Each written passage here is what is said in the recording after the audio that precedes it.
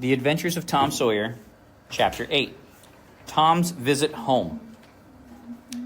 Tom waited to make sure Huck and Joe were fast asleep. When he was absolutely sure, he tiptoed cautiously among the trees until he was out of hearing. Then he ran straight for the raft on shore. By 10 o'clock, he was back in town. He flew along the streets and alleys. Shortly, he found himself at his aunt's back fence.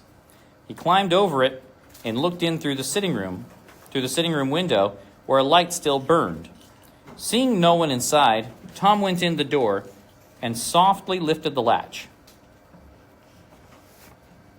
When the opening was just big enough for him to fit through, he slipped into the sitting room and quickly hid under the bed. From his hiding place, Tom could see two people enter the room, and he could hear his Aunt Polly talking. "But as I was saying," she cried, "he wasn't bad, only mischievous. He never meant any harm, and he was the best-hearted boy who ever was." She sank down onto the bed and cried. "It was just like that with my Joe," sobbed the other voice, which Tom recognized as Mrs. Harper's. "He was always full of the devil and up to every kind of mischief, but he was just as unselfish and kind as could be." Tom went on listening and realized that everyone assumed the boys had drowned while taking a swim. Then, when the raft was discovered missing, there was hope that they had gone down the river to the next town. But when that hope vanished too, the boys were believed to have drowned somewhere in the middle of the river. If the bodies were not found by Saturday, the boys' funeral would be held at noon on Sunday. Tom shuddered when he heard the news. He watched as Aunt Polly knelt down and prayed for him. The tears fell as she whispered words of love and endearment for him. After Mrs. Harper had left and Aunt Polly was asleep, Tom crept out from under the bed and stood looking at the old woman by the light of the candle. His heart was full of pity for her. He thought he should write her a note and tell her that he was really alive. So Tom took a piece of sycamore bark out of his pocket, put it on the table, and began to write. But then he got an interesting idea and quickly put the bark away. As he started out the door, Tom bent over his aunt and kissed her. He would return another time.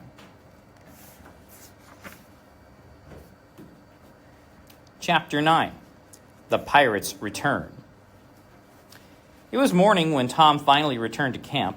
Huck and Joe were already up and glad to see him. They had begun to worry where he had gone. During a sumptuous breakfast of bacon and fish, Tom recounted his adventure back in the village. When he finished, he hid himself away in a shady nook and slept until noon. The day passed slowly, with the boys hunting for turtle eggs, fishing from shore, and swimming until they were tired and ready to rest. A sadness came upon each of the boys, and they fell to gazing across the wide river to town. Tom found himself writing Becky in the sand with his big toe. Finally, Joe broke the silence. "Oh, let's give it up. I want to go home. So lonesome here." "Oh no, Joe, you'll feel better soon," said Tom. "Just think of the great fishing that's here." "I don't care for fishing. I want to go home." Tom tried again. "But Joe, there isn't another swimming place like this anywhere." It was no use. Soon, even Huck was convinced that it was time to give up and go home. Tom, however, remained firm. He refused to leave the island. By this time, it was beginning to get dark, so Huck and Joe began gathering their things. They didn't want to leave without Tom, but he absolutely refused to consider giving up and going home. "Tom, I wish you'd come too," said Huck. "Now you think it over. We'll wait for you down by the shore." Tom stood watching as Joe and Huck walked slowly away. Suddenly an idea hit him, and he ran after his friends, yelling, Wait, I want to tell you something." Joe and Huck stopped and turned around. When Tom reached them, he began explaining his secret plan. The boys listened quietly until they saw the point he was driving at. Yes, they agreed. Tom had a wonderful plan, even though it meant they would have to stay on the island 4 more days until Saturday.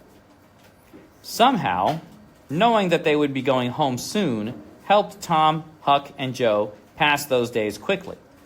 They fished and swam, played games, and made plans for their return. When Sunday finally came, the town was mournful and silent. The Harpers and Aunt Polly's family were full of grief. The villagers hardly spoke, and there was a strange feeling of sadness in the air. Becky Thatcher found herself moping around the deserted schoolyard, feeling miserable and talking to herself.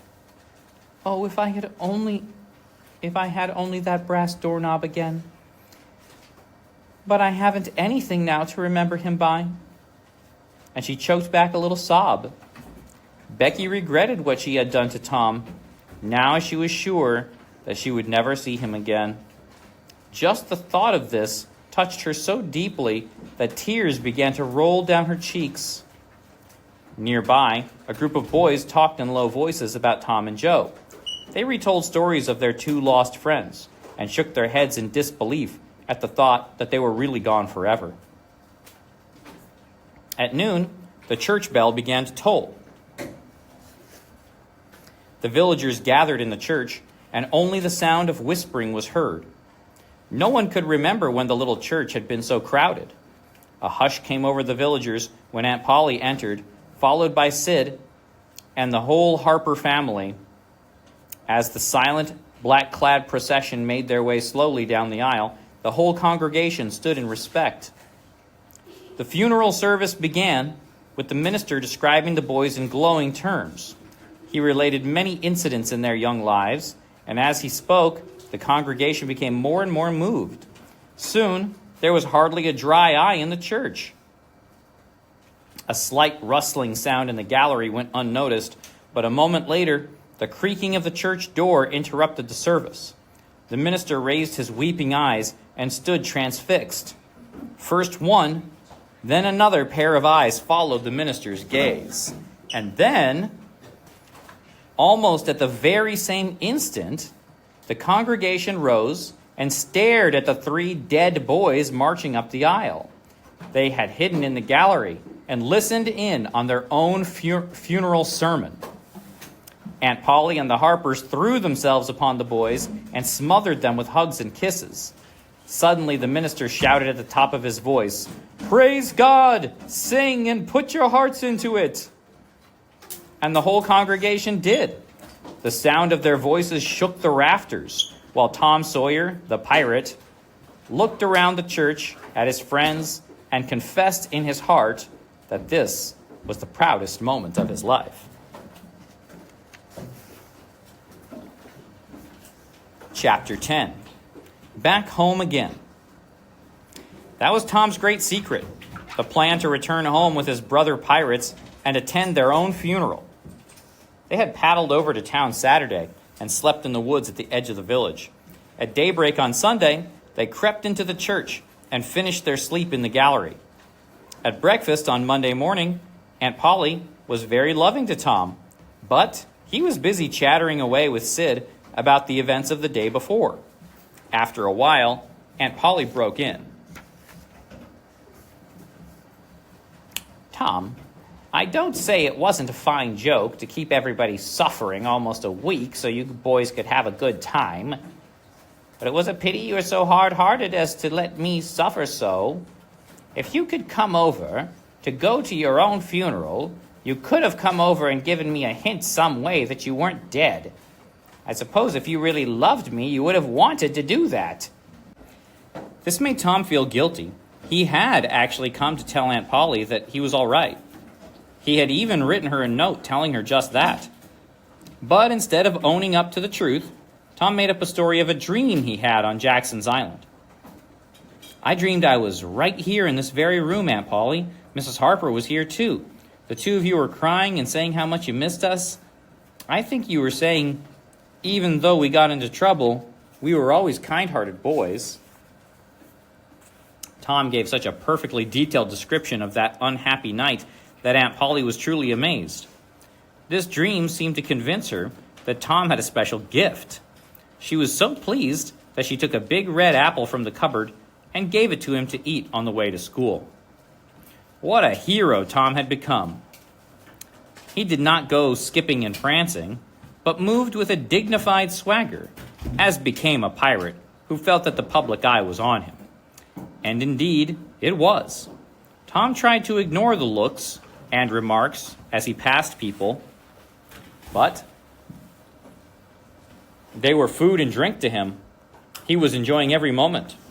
Smaller boys flocked at his heels, and older boys were consumed with envy. They would have given anything to have his swarthy, sun-tanned skin and his sudden fame. At school, the children made such a fuss over Tom and Joe and gazed at them with such admiration that the two heroes quickly became stuck up. They told and retold their adventures to eager listeners who wanted to hear the whole story over and over again. Tom decided that he could be independent of Becky Thatcher now. His fame and glory were enough. He would live for that alone. Now that he was so distinguished, maybe she would want to make up. Well, let her, he decided. She could try all she wanted. When Becky arrived at school, Tom pretended not to notice her. He moved away and joined a group of boys and girls and began to talk. Soon he noticed that Becky was tripping gaily back and forth, her face flushed and her eyes dancing. She pretended to be busy chasing schoolmates and screaming with laughter. When Tom pretended not to see her at all, Becky came closer and once or twice glanced wistfully toward him. Soon, she noticed that Tom was talking more to Amy Lawrence than to anyone else. She felt a sharp pang and grew disturbed and uneasy. In a moment of anger and jealousy, Becky announced that she was planning a party during the vacation. Soon everyone was begging for invitations. Everyone, that is, except for Tom and Amy. Tom just turned coldly away and took Amy with him. Becky's lips trembled and tears came to her eyes. She hid these signs and went on talking. As soon as she could, she snuck away by herself and burst into tears. She'd think of some way to get even with Tom. At recess, Tom continued his flirtation with Amy, but only after he checked to see if Becky was still watching. When he looked across the schoolyard, he saw something that made his blood boil. Becky was sitting cozily on a little bench looking at a picture book with Alfred Temple. They were so absorbed that their heads were almost touching. Jealousy ran red hot through Tom's veins. He began to hate himself for throwing away a chance that Becky had offered for making up. By noon, Tom couldn't take it any longer, and he left school and ran home. Once Becky saw that Tom was no longer around, she lost all interest in Alfred and the picture book. She burst into tears, got up, and walked away. Alfred ran after her, trying to comfort her, but she snapped, "Go away and leave me alone, can't you? I hate you." The boy stopped in amazement and wondered what he could have done. He was humiliated and angry once he figured out the truth. Becky had simply used him to make Tom jealous. But he would get back at Tom. The question was, how? Then he thought of the perfect way to do it. He went inside the classroom and found Tom's spelling book in his desk. He opened to the lesson for the afternoon and poured ink all over the page. At that moment, Becky was glancing in through a window behind him. She saw the whole thing, but she moved on and said nothing. So, Becky started on her way home, intending to find Tom and tell him what Alfred had done. She hoped that Tom would be so thankful that all their troubles would be over. But before she was halfway home, she changed her mind. She thought back to the way Tom had treated her, and she was filled with anger. Let Tom get punished because of the damaged spelling book, she decided. And she also decided to hate him forever. Chapter 11. Aunt Polly Learns the Truth. Tom arrived home in a dreary mood, and his aunt's first words showed him that he had brought misery to the wrong place. "Tom, I've got a notion to skin you alive," cried Aunt Polly. "What have I done?" asked Tom in surprise. "Done? You've done enough. Here I go over to Mrs. Harper's house like an old softy, expecting her to believe all that stuff about your dream, and then she tells me that Joe told her the whole truth. You really were here, and you heard the talk that we had that night. Tom, I don't know what's to become of a boy who acts like that. It makes me feel so bad to think that you could let me go to Mrs. Harper and make such a fool of myself and never say a word." Tom hung his head for a moment. He had no answer to give his aunt. He could only try to explain that he didn't think it would turn out this way, but his explanation only made Aunt Polly angrier. Finally, Tom gave in and told his aunt the real reason he had returned that night was to tell her that he really had not drowned and to ease her mind. Aunt Polly looked up sternly and said, "Tom, I would be the thankfulest soul in this world if I could believe that you ever had such a good thought. But you know you never did, and I know it too." Tom pleaded and tried to convince his aunt that he really was telling the truth. "When you and Mrs. Harper got to talking about the funeral, I just got all full of this idea of our coming and hiding in the church. It seemed like such a terrific plan. I couldn't bear to spoil it. So I just put the bark back in my pocket and kept mum." "What bark?" "The bark I wrote on to tell you we'd gone pirating. I wish now you'd woken up when I kissed you. I do, honest." The hard lines in his aunt's face relaxed, and a sudden tenderness dawned in her eyes. She couldn't believe that Tom had really kissed her, but she could tell that the boy was speaking the truth. Still, she had to be sure. When Tom had gone off to school, Aunt Polly ran to the closet and took out the jacket he had worn on the pirating trip. She hesitated before putting her hand in the pocket. If Tom was lying this time, she couldn't bear it. Twice she put her hand in the pocket, and twice she pulled it out, but she could not resist. On the third try, she withdrew Tom's piece of bark and read the note through flowing tears. "I could forgive the boy now," she cried, "even if he committed 1,000,000 sins." Chapter 12. The Salvation of Muff Potter. Summer brought with it the usual adventures, hopes, and disappointments. It was Tom's unfortunate luck to catch the measles, and he had to stay in bed for almost 3 weeks.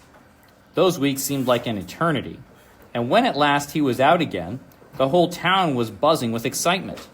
Muff Potter's murder trial was finally starting. It was the topic of every conversation. Tom could not escape it. Every mention of the murder sent a shudder through him and kept him in a cold sweat all the time. When he couldn't stand it any longer, Tom looked for Huck. He had to have a talk with him. It would be some relief to unseal his tongue for a little while. In addition, he wanted to assure himself that Huck had kept their terrible secret. "Huck, have you ever told anybody about that?" "About what?" "You know what." "Oh, of course I haven't." Never even a word?" "Never one solitary word, so help me." Tom felt more comfortable, but he insisted they swear again to keep mum about what they had seen that fateful night. After Huck and Tom sealed their pact with another oath of blood, they discussed the fate of poor Muff Potter. "Well, I've heard talk that the people plan to lynch him if the court frees him," said Tom. The boys took a long walk and had a long talk, but it brought them little comfort. As twilight drew on, they found themselves hanging around the neighborhood of the jailhouse. They somehow hoped that something would happen to clear away their problems, but nothing did. The boys did as they had often done before. They went to the cell, grating on the ground floor, and gave Potter some tobacco and matches. Luckily, there were no guards around. Muff was always so thankful for their little gifts that it only made their consciences ache more. After the visit, Tom went home miserable. That night, His dreams were full of horrors. Each day during the trial, Tom hung around the courtroom, drawn by almost irresistible impulse to go in, but he forced himself to stay out. Huck was having the same experiences. Finally, the great day came, the day that the jury was to make its decision. The villagers filed into the courtroom and sat waiting for the news. The judge and jury entered and took their places. Shortly afterward, Potter was brought in. He looked pale and haggard, timid and hopeless. All eyes were on him. Injun Joe sat in the gallery, looking fierce and angry.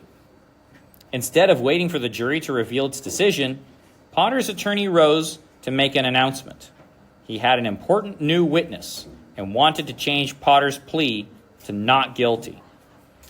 In a firm, clear voice, he said, "I call Thomas Sawyer to the stand." Looks of puzzled amazement appeared on every face in the courtroom, Muff Potter included. Every eye fastened itself on Tom with interest as he rose and took his place on the stand. He was scared, but he took the oath without hesitation. Then the defense attorney asked the faithful question, "Thomas Sawyer, where were you on the 17th of June, about the hour of midnight?" Tom glanced at Injun Joe's iron face, and his tongue froze. The audience waited breathlessly for Tom's reply, but his words refused to come. After a few moments and a few deep breaths, Tom relaxed enough so that his words began to flow. He told the whole story. He explained why he and Huck had been in the cemetery that night and described every detail of the ghastly murder. On hearing Tom's story, Injun Joe sprang from his seat, tore away from the crowd, and leapt through the window. As a result of Tom's testimony, Muff Potter was set free, but Injun Joe was still alive and out there somewhere, waiting. Chapter 13, Digging for Buried Treasure. So once again, Tom was a hero, and his name even appeared in the village newspaper. Tom's days were filled with happiness and praise, but his nights were dark and terrible. Injun Joe haunted all his dreams, and Tom was too afraid to venture out and meet Huck as he used to do. Poor Huck was in the same state of terror. The night before the jury was to hand down its decision, Tom had gone to see Muff Potter's attorney and had told him the whole story. Huck was disappointed with Tom for breaking their oath of secrecy, but Tom's conscience couldn't bear the heavy burden of what he had seen. Now Tom and Huck were afraid Injun Joe would never be captured. They felt sure they could never draw a safe breath again until that villain was dead and they had seen his corpse. Rewards were offered for Injun Joe's capture, and a detective was even hired, but not a clue was uncovered. The days drifted on, and eventually Tom and Huck began to relax more and more. Soon, they were even ready to start on a new adventure. One afternoon, Tom suggested to Huck that they try digging for buried treasure. Huck was doubtful, but Tom explained that there was treasure all over the place just waiting to be dug up. They described how robbers hid their stolen money under dead trees and in haunted houses. His descriptions were so convincing that Huck finally agreed to join him on the hunt. The boys gathered picks and shovels and began the long 3-mile walk up to Stillhouse Hill. When they reached the first dead tree, they began to dig. They worked and sweated for half an hour. No result. They toiled another hour. Still nothing. "Do they always bury it as deep as this?" asked Huck. "Sometimes. Not always," answered Tom. "Maybe we just haven't gotten to the right place." So they found another dead tree, and then another, and they dug some more. But there was no sign of any treasure. Eventually, the boys began to tire. It was at this point that Tom got another idea. "Hey, let's look in that haunted house on Cardiff Hill," he said. Huck objected.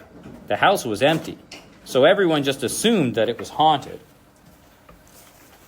But no one had ever dared to explore it. Tom finally convinced Huck that if any treasure was to be found, it would most likely be in a haunted house. When they reached the house, there was something so weird and grisly about the silence that they were afraid for a moment to venture inside. Then they crept to the door and took a trembling peep. They saw a cobwebbed, floorless room overgrown with weeds. It had an old fireplace and open spaces where windows once were. Tom and Huck entered on tiptoe, their ears alert to catch the slightest sound. When they heard nothing for several minutes, they relaxed and began to explore the place with interest. In one corner, they found a closet. What mystery did it contain? They turned the knob and the closet squeaked open, and then nothing. The closet was empty. They were full of courage now, and they decided to explore the second floor. Just as they reached the top of the stairs, "Shh," said Tom. "What is it?" whispered Huck. "Shh, there, you hear it?" "Yeah, let's run." But they didn't dare to make a sound by running. They stretched themselves out on the floor and glued their eyes to the knotholes in the rotting wood, and they lay, waiting in misery and fear. 2 men entered the room below. The boys recognized one of them as an old deaf and dumb beggar who had been around the town lately. The other man, a ragged and unkempt creature with an unpleasant face, was someone they had never seen before. The 2 men began to talk.